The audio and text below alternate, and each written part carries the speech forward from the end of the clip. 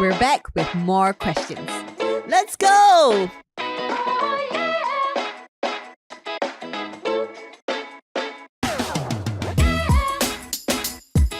Hey everybody, welcome back to another episode of NGL. We're back with You Ask, We Answer. And today we've got more questions from you guys and we're really excited to dive right in. Yes. So, Zell, if you're ready, I'm ready. you can pick the first question. Okay. Oh, I love this question. I'm 33 years old, but I'm still struggling to find a girlfriend. Is it hopeless and am I going to remain single forever? I just want to say that I was 33 years old and single and I found the love of my life.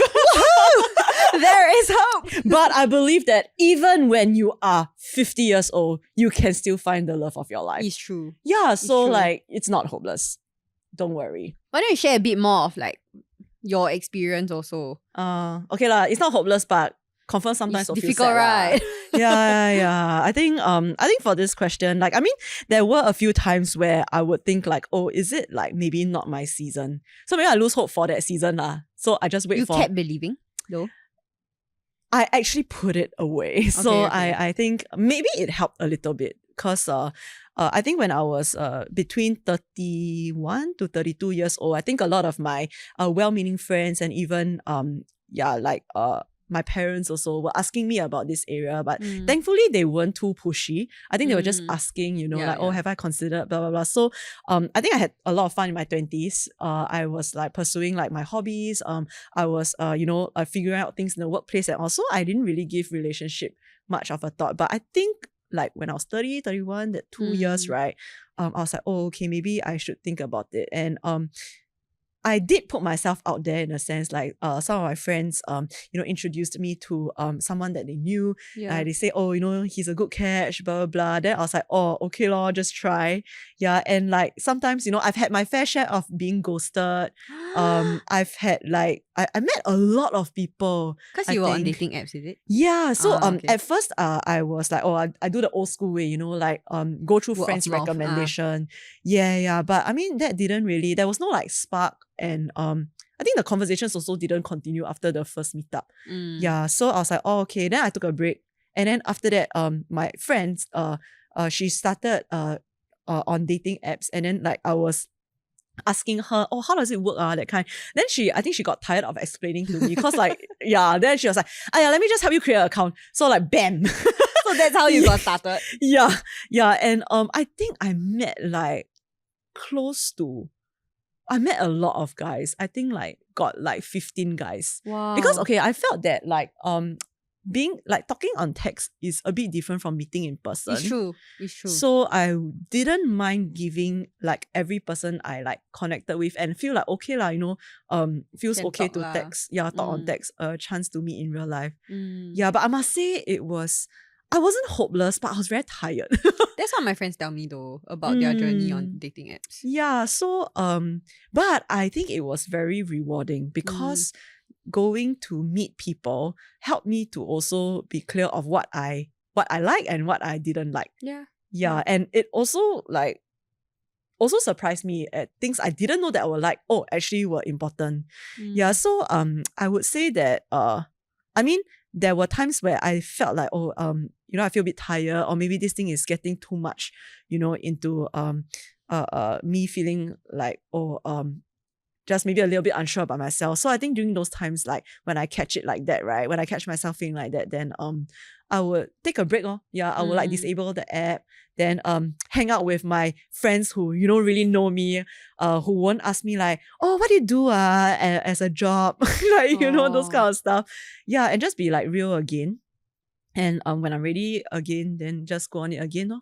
Yeah, so I would say that I think first and foremost, right, don't let age be the measure of, success, or, when is the right time to get into a relationship. It doesn't have to do with age as much as it is knowing who you are. Yeah, because when you know who you are, it will be tied to what is important to you. And then you would then know what you are looking for in a partner, and to hold out on that. Yeah, to not to hold out on what is important to you. Because I mean, if you're there for a long like a lifelong committed relationship, right? Then all these things would matter. It's true lah, yeah. Yeah, and then like I think like in that process, you don't just like find the right one, but you also become, a better person. You become the right one for your partner, whoever he or she may be in the future also. So yeah, I think like it's definitely not hopeless. Yeah, but it is a time where you can discover a lot about yourself. But I would say that you must make it a priority. Like you must continue to time. put yourself out there. Yes, take breaks if you need to, but know that it's not gonna drop from the sky lah. You have to continue to try. But yeah, like it's not hopeless. Yeah, you can find love at any age. I think this is quite similar to some of the stuff that was brought up in our episode on singleness, because like two of our guests, Jonk and Isaac, they were also in their, they are also in their 30s, right? Yeah, so I think some of the things that you're feeling, probably Jonk and Isaac also talked about and share in their experience lah. Yeah, so you can head over there if you haven't checked out that episode, and you might find some resonance with it as well. Yep. Okay, let's go to the next question. All right. What do you think about cohabiting with your partner? Cohabiting, living together. I'm assuming before marriage lah, right? Because after marriage, we probably will live together. Yeah, I think so too. Wow, okay. It's such an interesting question. I was having a conversation with a friend about this like just last week. So I can see the benefits of living together with your partner. Especially if it's a serious, I would assume that it's a serious relationship. Probably like, if not, it's called roommates lah, right? Oh my god, I wouldn't even want to share a room with like another person that I like don't really like. Okay, so yeah, and I would assume that it is a serious committed relationship, and perhaps you are trying to see whether you can actually live with this person, right? So that you can actually marry this person and be forever roommates. Yeah, because after marriage, very hard to shift out and change roommate lah. Okay, so indeed. Yeah, so and yeah, so I do see the benefits of cohabitating, the practical benefits, which is, you get to experience firsthand the differences in living habits, and maybe you have a bit more time, to work out these differences before marriage, instead of going into like moving in and then get a rude shock like, oh my god, my partner snores every night, or my partner takes up the one like 2/3 of the bed and steal your blanket. My partner hang the toilet roll. I tell you, the toilet roll, right, whether it's like touching the wall or like outside the wall. I know a lot of like couples like will bicker about that in marriage. It's true. Well. Actually, you fight about the stupidest things, but they matter. Right. And then they really matter, right? Yeah. And like so I do see like why a lot of couples would consider like cohabiting, so that when it goes in marriage, it's easier. Maybe it does give them some sort of assurance. Like if you really cannot leave this person, maybe I don't know, maybe for some people it's a deal breaker.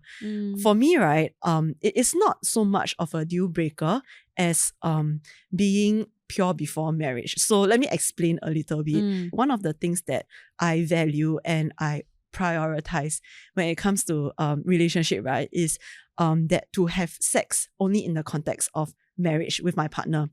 Yeah, and I think that is something that I see the benefits of as well, and that is something that I think it's worth like keeping till on the marriage bed itself. So and because of that, my approach and I guess my response to like what do I think about cohabiting with my partner, right, is that when you stay in the same place, you sleep on the same bed, or actually you don't even need to stay on the same bed. Once you're in the same house, it's something that will open up, the gates of like, wow, do I need to like continue to like imagine every day 24/7, right? I need to like constantly fight to keep within this boundary. Yeah, because when you live together and like you love each other, then like it's natural that you want to then your hormones raging, all this like then you stress from work, then you like these kind of things. Like in short, right, I cannot cohabitate because I can be very horny and I have no self-control. Okay, maybe my partner have, right? But if I don't have, right, then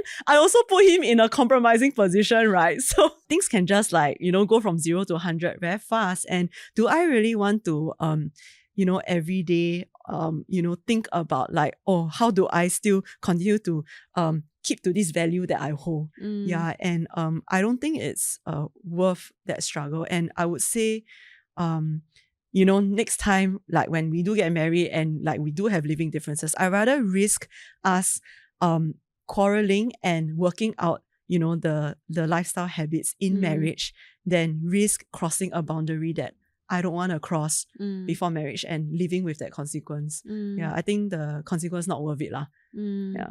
And by consequence, you mean that feeling of not having kept to some of the values that you hold very dearly lah. Yeah, I think for me, like I'm someone that I guess like I would want to live a life where I stay true to myself, like what I believe in. I don't just want to do things that just cause like everyone says it's okay. But I would want to ask myself, is this really right by me? Yeah, and right for my partner, right by my partner as well. And I think something that like we both talked about. Yeah. At length also, and this is something that we both agree with. I think it's important that you and your partner like really talk about this and be on the same page, because I cannot imagine how it will look like when one like is like all for cohabiting and one is not. Yeah, so yeah, I think at the end of the day, this really is a question about values and boundaries lah, more than just like the can or practical cannot or what. also, and in many ways, I think we do order our lives around our values and boundaries. And it is not just this issue. When we talk about issue like that, it can get very touchy because people attach a lot of like moral connotations to it, right? But I see it as actually a question about boundaries and values. For example, right, if I do value certain, maybe like getting a certain amount of sleep every single day so that I can be healthy and I can be alert for work, right? Actually, I would reorder my life around that just because it is important to me. There will be certain boundaries I place in the way I spend my time at night or who I give my time to so that I'm able to live within the boundaries of what matters to me. And I think this in another way is a form of doing that as well. That when you decide what is important to you and what are some values you hold on to, that forms for you a boundary for how you live your life. Yeah, that's right. And then we just make our decisions based on like these boundaries and values that we want to keep. Yep. Great answer, Zell. Okay, let's go to our next question. My turn to pick? Yes, I think so. This person asks, what do I do when I feel like I don't have control over my life? For example, the problems that occur and I cannot do anything other than to deal with it. Wow. Have you ever felt this way? Like being faced with a situation that you just don't know what to do next. Yeah, I think that is a human experience. I think if there is anyone who feels like they are completely in control over everything in their life, I don't know, man. I find that to be quite hard to believe and impossible. That person's in denial. They're just not like caring about certain parts. You are, I don't know, very, very stressed from holding so much control over so many areas. But there are so many things, like there's so many things that you can feel like you don't have control over. Like from small things like, I guess this is not a small thing, but things like the economy and how it will affect your livelihood, to things like illnesses that can hit you and your family members, or even like just people problems, like conflicts among people. Like you have no real guarantee over what another person is thinking and whether you would have to bear the brunt of it or face backlash, right? So I think in many ways, there are many things in life that we cannot control. I guess my answer to this would be, number one, accept that we really cannot control everything. I think it does not make the issue easier to handle, I feel, but it relieves the stress of like, I need to know what to do and be in control over everything. And it's very funny because like we talked about Enneagram previously, right, in the episode, and I'm a type 8.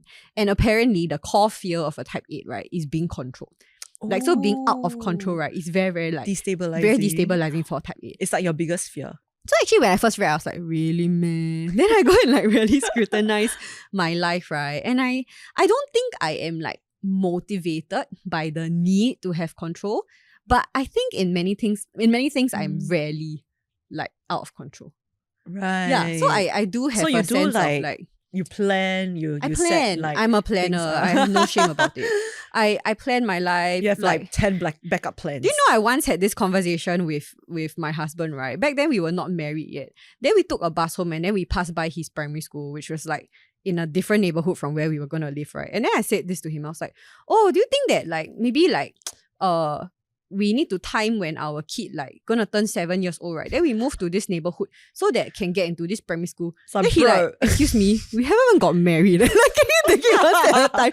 7 years time. That's who I am. Wow. Like, I have like, can you plan my life? I think you can plan my life. No, but I don't want to impose my ideas. But really, I have like a 5-year plan, a 10-year plan. Like, I don't hold very tightly to it, but I always have a plan, you know? Right. And then my plans have plans. It's like you open the drawer, right? Inside got 3 more drawers. Oh so then you open the drawer, inside papers. got like compartments and Ziploc bags. So that is the kind of person I am. Like, so I totally understand the need to... the uncertainty that comes with not Yes. having control. I think there were many times in my life where I have felt that from as simple as when I had a certain, because I like to think about the future, right? I had a certain like idea of what life was going to be post A-levels, right? And my results came back and it wasn't what I expected. And that picture just kind of Your like whole world crashed. I wouldn't say it was my whole world, but it was a maybe future that I had painted for myself, Okay. and then now I had to kind of refigure out like where do I go. That was maybe like a smaller thing now that I'm a lot older, right? So But for you, like I know for some people it's exciting. It's like, wow, what is there's more- exciting about being out of control? No, like there are new possibilities to explore, uncharted territories. Okay, yeah, I'm a bit like that, but Oh. that is different from Okay. okay. So me like me having a plan, right? I am still open one. I'm still open to things like turning out differently. But okay, for example, like what I was gonna say, right? Like a smaller thing is the A-level thing. Yeah. A bigger thing was like when a family member, right, like had cancer. Oh, Like I think when I received that news, right, I was in uni. I remember like I was just staying in school to do my work, right? And then I received There's no a plan. text, right? Yeah. That hey, the results came back and it's confirmed to be cancer. I really felt my world crash, right? Because there is no way in the world that you would be prepared for a scenario like that, or you can, but being prepared for a scenario like that does not take away the fact that your world feels like it's crashing in that moment. And so I think there are many of such moments in life. I think if we are going to try and curate our life so that we can avoid being caught by surprise, you're gonna live a very stressful life because there are just too many variables, I feel, to take care of, right? I think, your mind will explode. It will trying explode, to and I just think you think will of really all- be very, very, very stressed if you keep trying to control everything. But I think just having to feel like you need to consider every scenario in life and have a backup plan for that process in and of itself takes up a lot of brain space, and it takes up a okay. lot of emotional energy. You know, so I feel then the converse, right, actually is to accept that things might happen, but it's not true that the problems that occur we cannot do with anything. We cannot do anything other than to deal with it, because by dealing with it, you're doing something. Yeah. I feel, yeah. And that's where there is agency, right? Because while you cannot control the circumstances that happen to you, I think you can decide how you want to respond to it. You do have that autonomy to decide, am I going to be crushed by this thing? Am I going to get back up? What are some things that matter to me, such that regardless of whatever happens in my life, these are values that I would hold on to. This is who I am, that is undetermined and unshaken by the circumstances that happen around me. So I think while it is true that you cannot control what happens to you, it's not true that you can't do anything about it. Because just by deciding how you would respond, that is already a form of having that sense of agency. Right. Wow. That's actually, I think like having that kind of clarity helps. I was just thinking that maybe what would give us just like that sense of what to do next. Actually, that perhaps is what we need when let's say a situation happens that makes it feel like our whole world is like, Crashing. or like we just don't know what to do next. But I think maybe it's just focusing on what is that next small step that you can do. And even though like maybe, I don't know, the connotation of just deal with it may seem like, oh, I'm just resigning. Very unfeeling. I'm just also, giving in to the situation, or but actually it's not. You're actually you are like sort of taking ownership, of like of whatever life brings at you.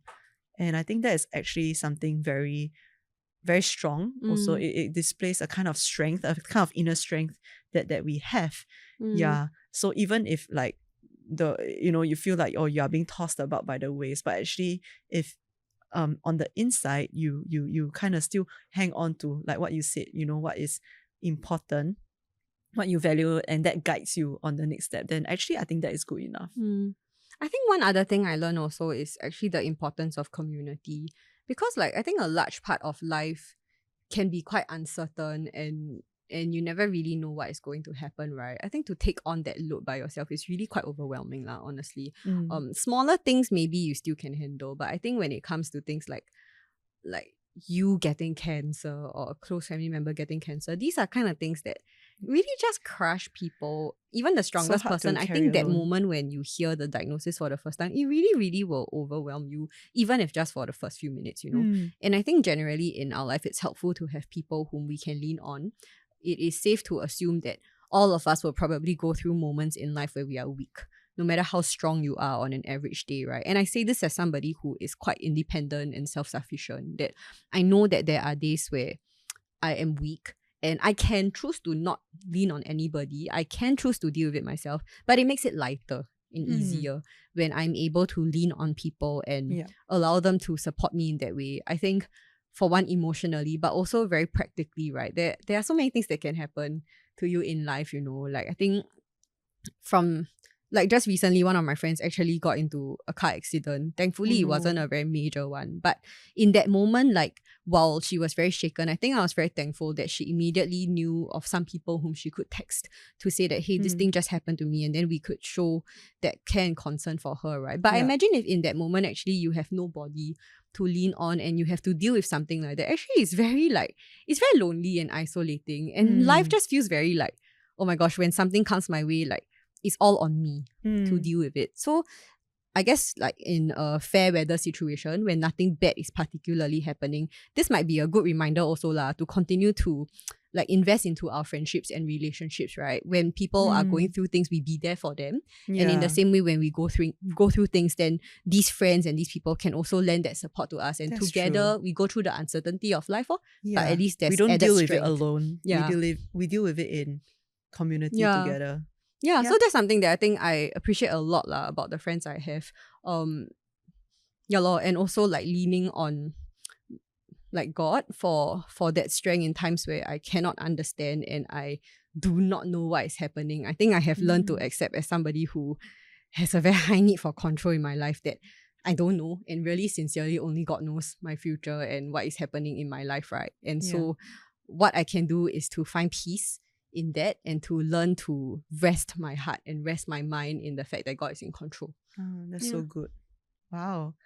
So to whoever who asked this question, you are not alone, and this too shall pass. It might feel like, you know, everything is just sucky and out of control at that moment, but when you do find like your people, your community, and just know what is the next step to take, like you will get out of it. So it's not just a suck it up, deal with it kind of mentality, but like to take that ownership. And with that, we've come to the end of our episode for today. We hope you guys have enjoyed this. I know Zell and I had so much fun answering your questions. You guys give really, really good questions. Keep them coming. Yeah, so if you have any more, right, just feel free to drop them in our DM or head to our Tele channel to join in the conversations, and we would love to answer more questions in a future episode. And so with that, we've come to the end of our episode for today. If you like this content, you can like this video, you can share it with anybody who would like it as well, and you can subscribe to our channel. You can find our content on YouTube, Spotify, as well as Apple Podcasts. And you can find our social media accounts on Instagram, at TikTok at ngl.people, and join our Telegram channel to join in conversations in between episodes. And so with that, we will see you again in our next episode. Bye! Bye!